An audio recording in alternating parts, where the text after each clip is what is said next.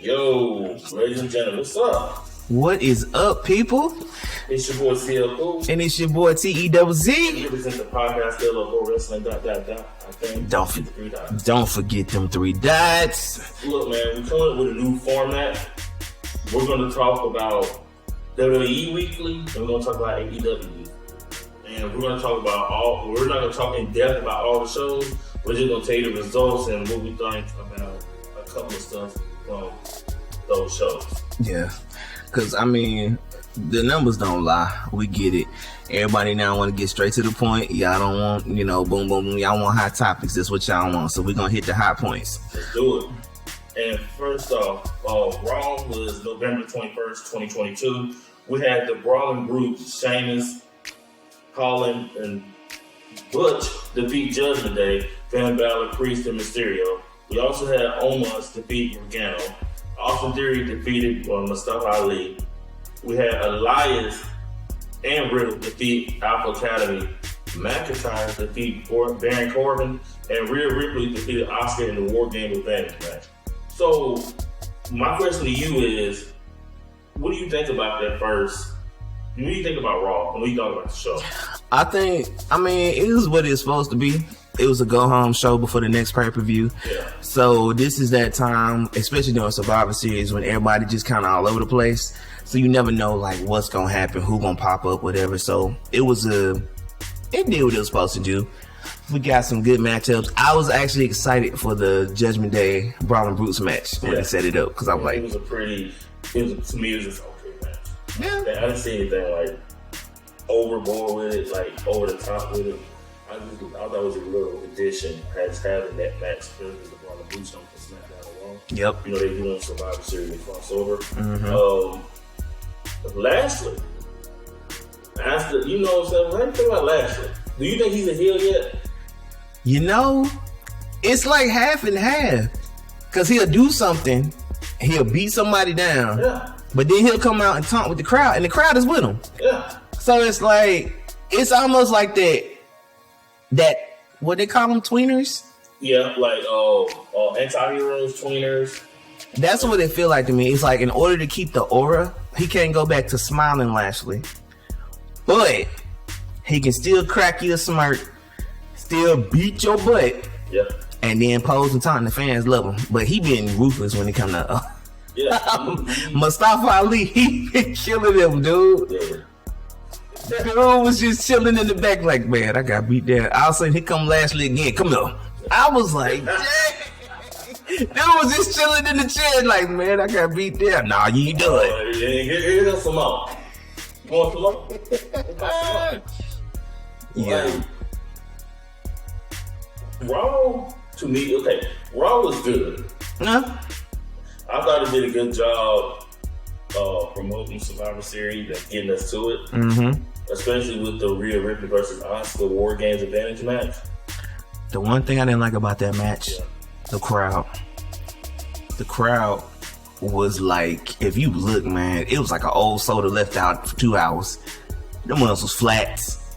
Dude, it's a 3-hour show. I know, but it's like, okay, this is your main event. Yeah. It's like normally that weird block between 9 and like 9:30. Mm-hmm. That's like your throwaway segments. They say that's like the death time. But if you in that time block, you normally throw away matches. That's when your 24/7 matches and all that used to happen. Yeah, because on a Monday, especially on Monday, there's like NFL, there's like, there's like NBC, ABC, and all them put their great shows on. Yeah. So your better shows will start, like your more risque shows will start around that time. Yeah. Like M-Things or whatever. So we're not trying to. Like I ought to get like a TV guide and see what shows do come on at that time. Mm-hmm. And you're probably just shows like, no reason. Like I said, that makes sense. Yeah. You know what I'm saying? And there's that, and then other stuff that come on. Yeah, there's a lot of stuff that come on, but like I've noticed, like during that time, it's always your throwaway stuff. So it kind of gives you time to breathe. So when the main event does come, you can hype up again. It's kind of like controlling the pace of a concert. You don't want to boom, boom, boom, boom, boom. You got the hype song. Let's mellow it out. Then we're gonna slowly bring it back up to the climax at the end. Everybody go crazy. Like, I expected that climax for this match, and it's just the crowd. The crowd wasn't there, but I mean, the girls gave it all they had, and that was a good match. It's gonna be like the festival Raw. Yeah. Festival Raw. Yeah, that was, the crowd was done at that point. Man, what more you want? I mean, being somebody who sat through a 3-hour Raw on plenty of occasions, it's especially live. Then you said like SummerSlam was kind of like that. Like, even though SummerSlam is still long. SummerSlam was long. Like, they had a DJ that was playing music when we first got there. The DJ was going hard for like maybe 2 hours before the show even started.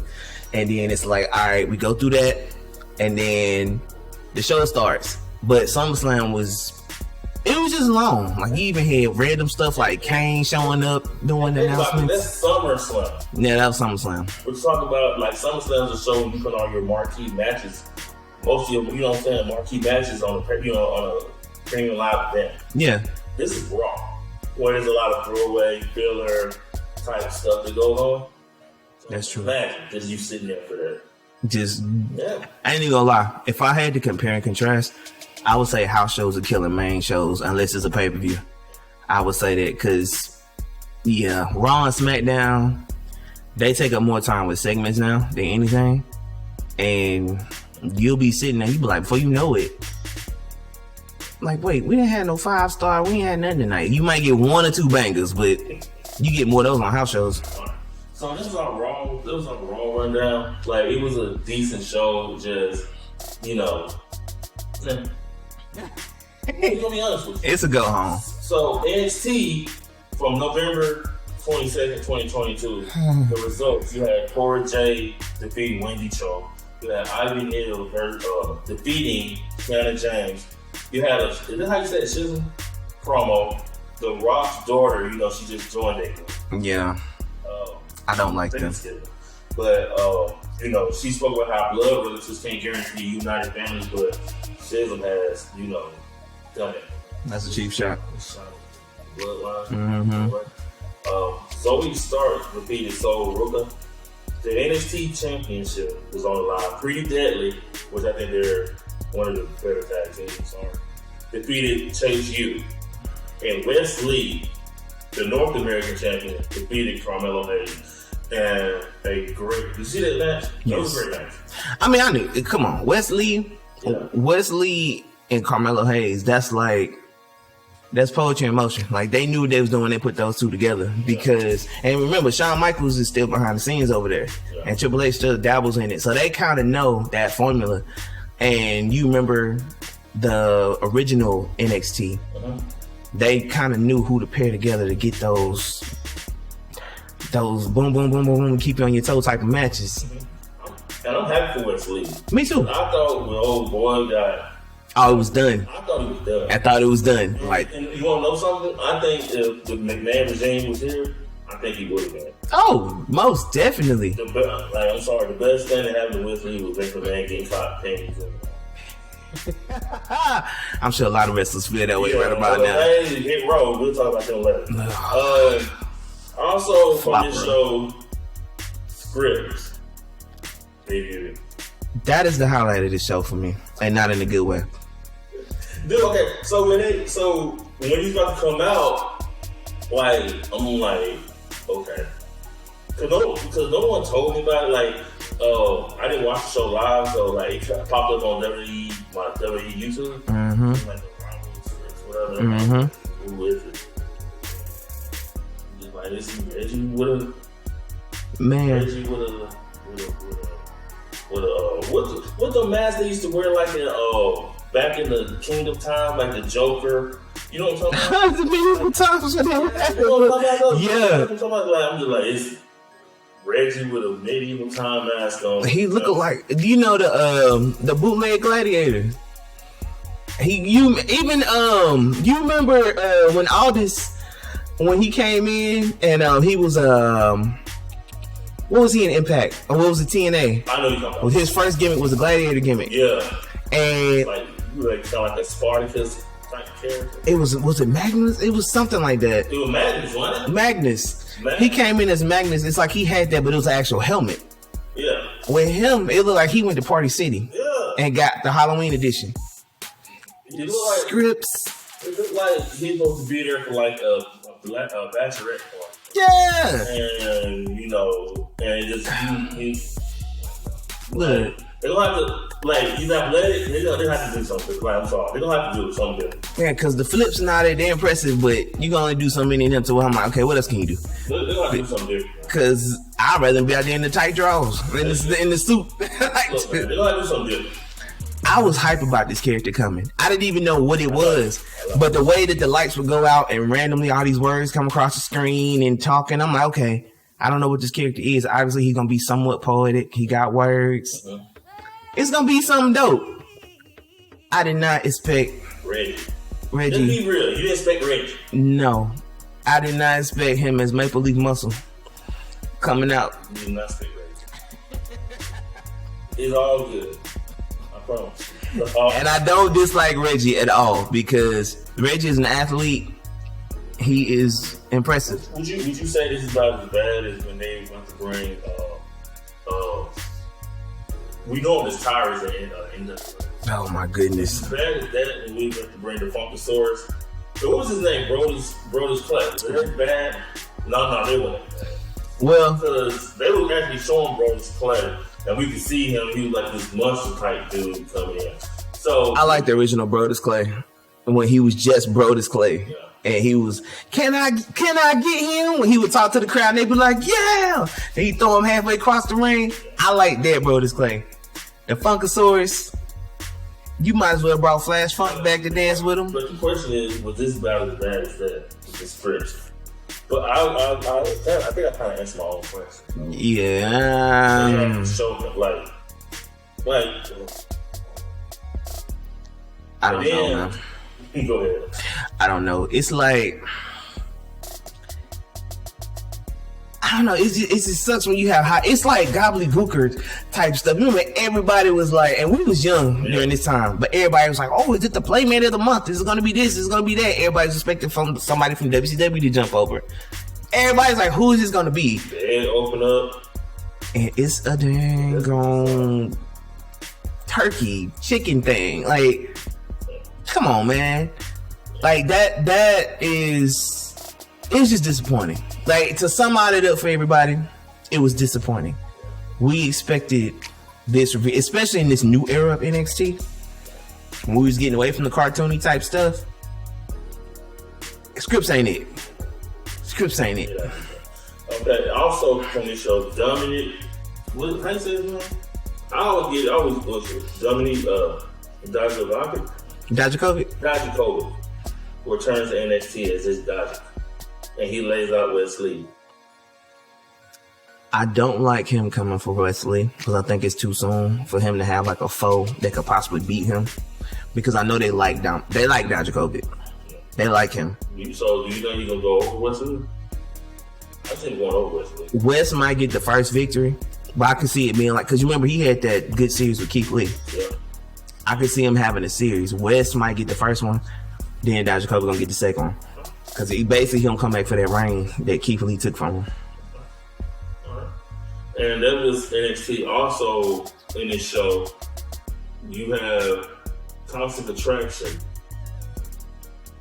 They had a segment, Toxic Attraction. I love Toxic Attraction. I like him too. Uh-huh.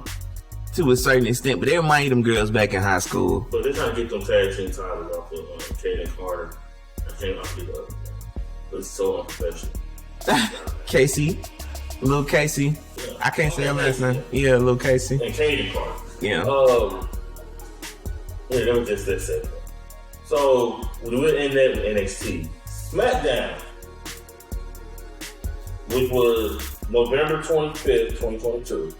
You had Santos Escobar defeating Butch in the World Cup semifinals. You had the Viking Raiders defeating Hit Row. Ricochet defeating Braun Strowman. And Ronda Rousey and Shayna Baszler defeating Shotzi and Raquel Rodriguez.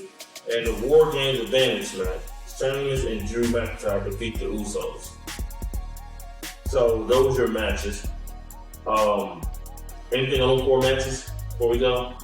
Well, I just want to say that Hit Row has been another disappointing bring back. Like, I thought, why would you summon somebody from the depths of unemployment to bring them back to get embarrassed every week? Like, they had a remember when they came out and they rapped their song? It ain't been the same since Swerve. They can say what they want to say. Swerve was the heartbeat of Hit Row. He was the actual rapper in the group. Yeah. I know the girl can rap too, but he was the actual rapper. He's the actual rapper. He was the swag of Hit Row. And they trying, Top Dollar, I give them props for trying to keep it alive. But when did groups like DX and the NWO start to fall? When you start taking away the main folks and you start spreading them out and doing different things with them, it ain't the same type of chemistry. You can bring it back in whatever version you want to bring it back as. OG. Like, it ain't the same magic, man. I think that if they came back, they should have did something else. Yeah. I wouldn't even call it Hit Row. I would have done something else. Because Hit Row was the original 4. Right now, they getting slaughtered by the Viking Raiders. And they don't even get me on the controversy with Sarah Logan, or as they call her now, Valhalla, which is a name that is still being debated online as to if she even deserves a name of that caliber. Because that, if anybody knows what Valhalla stands for, that alone on Sarah Logan, I don't see it. I don't see it. It's not. I don't know. I ain't really feeling. Ricochet defeating Braun Strowman. How do you feel about that? He earned it. And I mean, Braun, when I say he earned it. They also make a gun for me. Why? Because he run away and stuff, and act like they don't want to start fighting. Well, my fault. The Walter that I knew, when the Walter like that fight, but this is a new character. They're trying to do the cowardly heel type thing because you remember Triple H did it, Edge did it. I mean, he's supposed to be the hard jaw, you know. You know what I'm saying? They're trying to do that. I think that's where they're going with it. They're doing the hard jaw, but they're giving him the cowardly spell. Just like, okay, we're not going to have a dude that's going to go into everything. Give him something to want. Don't lean into it every time. Okay. But I don't know. But I think Ricochet, he capitalized on Braun. Messing up. The moral of this story, kids, don't act up on Twitter because your company will embarrass you. Also, I didn't like the Escobar versus Butch match was good. I expected that to be good. I didn't like the whole backstage with the fight, and then he get this, you know. Yeah. It was kind of cheap, but I get why they did it. Yeah. I mean, they couldn't let it end clean like that. I get why they did it. You gotta have shenanigans. The go home show is always gonna have shenanigans, no matter what. And Shayna Baszler and Ronda Rousey defeating my 4th baby mama in the little squash matchy type that go into Survivor Series, or you know. This. Okay, so I get we trying to push everybody that's in the match. I get it, but it's hard for me to invest. I don't know. It's hard for me to invest in it. And what happened to Liv?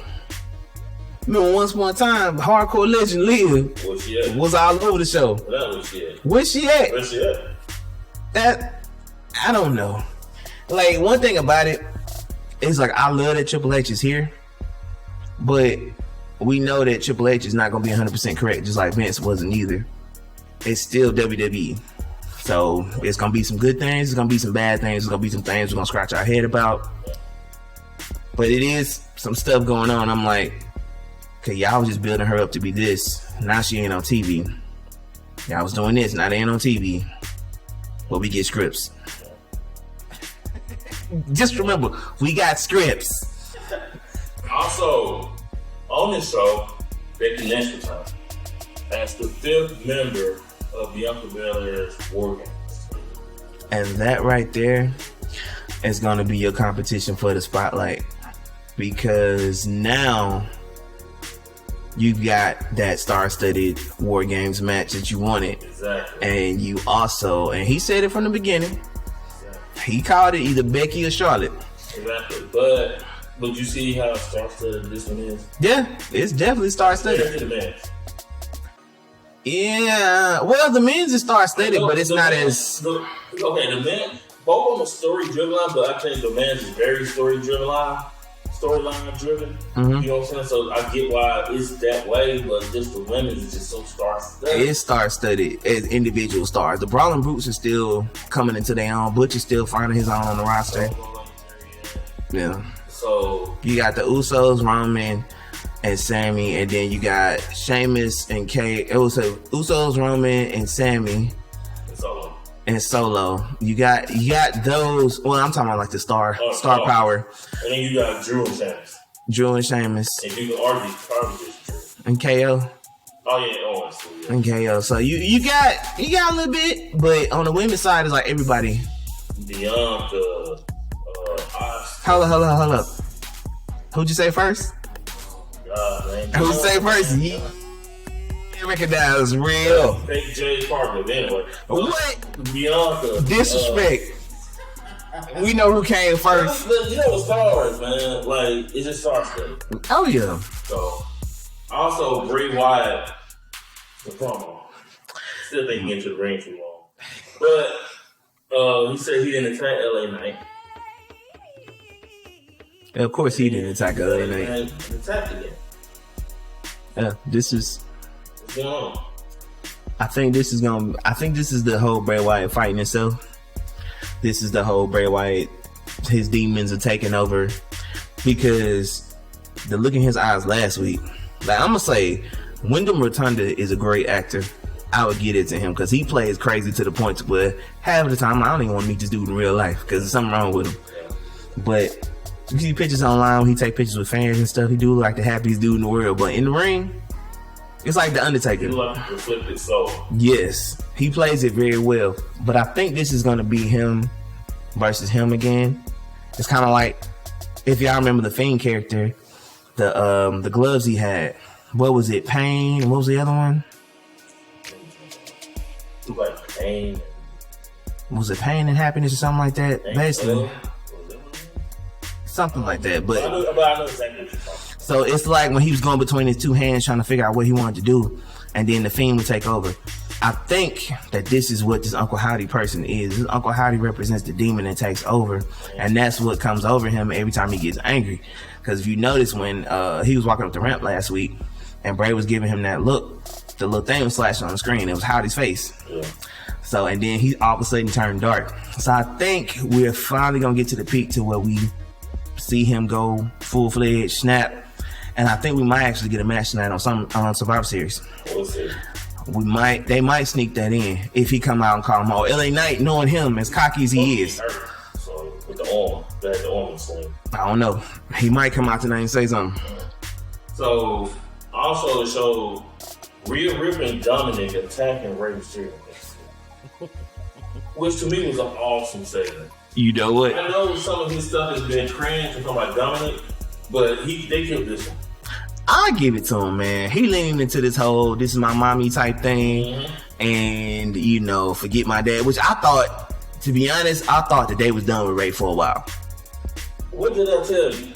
I told you they moved. I think they moved Ray to a different show so they can further push this storyline, and I think he's going to finally fight his son at WrestleMania. That's what I think happened. They moved Ray to SmackDown because if he would have been on Raw, you have to do something. Yeah. You couldn't ignore it. You put him on SmackDown, keep them away from each other, and you do stuff like this, like little stuff like Thanksgiving on attack on. They might do something at the Rumble where he tagged his dad, and I think it's going to lead to Ray finally saying, "You know what? I got to stop my son. I'm doing that WrestleMania." I can see that. Hey, that's the match. That's what they're about to do. I can see that. I said that last time. I said it around the time where Ray Mysterio went, and was wondering why. I'm guessing they're gonna have a long-term storyline for this, and they're gonna push it to WrestleMania where Dominic finally fights his son, because this is the whole story. I'm not gonna fight my son. I'm gonna do it, and Dominic is keep pushing the button. I think that's what it's gonna be leading into. And this is classic WWE. If y'all remember, it's a few of these in history. Yeah. One of one of my favorites from when I was a kid was Undertaker and Kane situation, where Undertaker would refuse to fight his brother, and Paul and Kane kept messing with him to the point he's like, you know what? I'm done. WrestleMania 14, it went down. And I think I think this was gonna happen with the Rey Mysterio. I think this was gonna happen. He's gonna find his So son. I like it. So I like the slow build up. It's gonna be a slow burning build up, and I like some here for it. Yeah, because you know he got to answer back. Yeah. Even if it's like, Ray, what you gonna do about it? Yeah. I'm not going to fight my son. Exactly. Like, I could just hear him, and then, yeah, he gonna drag it. Also, next week on FS1, because they're not gonna be on Fox next Friday because of the World Cup. They're promoting Ricochet versus Escobar on SmackDown for the World Cup final. Whoever wins that is gonna win a chance for the Intercontinental Championship. I think it's gonna be Ricochet. I think it is too. Reason being, just character-wise in the matchup, I think it's gonna be Ricochet. But I do not believe that they're gonna take this belt off Gunther yet. Yeah. So, because you're probably right. Do you think they're gonna beat S? You think they're gonna beat him? I mean, either way, he gonna take an L. Whether he go through, whether he win this match, go against Gunther or what? Yeah, you're right. Because if it's doggone, I don't know though, because you really don't want to beat Gunther. You don't want to beat Nagato, but I don't know. It's hard, and this is the hard, and this is why I'm glad I'm not a booker, because you have all these chess pieces and you don't want to lose any of them. Yeah. It's like, dang, who do I take off the board first? I don't want to beat either one of them. And then Ricochet, he finally getting W's again, which he needed. Yeah. So you really don't want to beat him. Yeah. You don't want to beat him, but I think it's maybe too early for the title to come off Gunther. I can see him keeping it to WrestleMania or at least the Royal Rumble. And if it does change hands, let it change hands on a major platform. I can see that. Well, ladies and gentlemen, this is our WWE rundown of the week. So we appreciate y'all listening, man. Like, comment, subscribe. Mm-hmm. And I hope this format works out way better. I like it so far. I do too. And I mean, we just get to sit back and we just get to talk wrestling with y'all. And if you like it, if you don't like it, let us know, man. We want interaction. That's the one thing that keeps shows alive, and that's listening to the viewers, listening to the fans. If y'all hear something y'all don't like, voice it. Something you like, voice it. Something we can improve on, ideas, shoot it to us, because I promise you, we're gonna do what we can to be the most entertaining podcast that we can possibly be. And I promise you, we gonna get there. Oh yeah, we gonna get there. It's gonna take time, but we gonna get there. What you say about that slow burn build? We gonna get there, baby. Oh yeah. Remember, all right, man. This your boy CL Cole, and it's your boy Tez. We out. Yeah, like.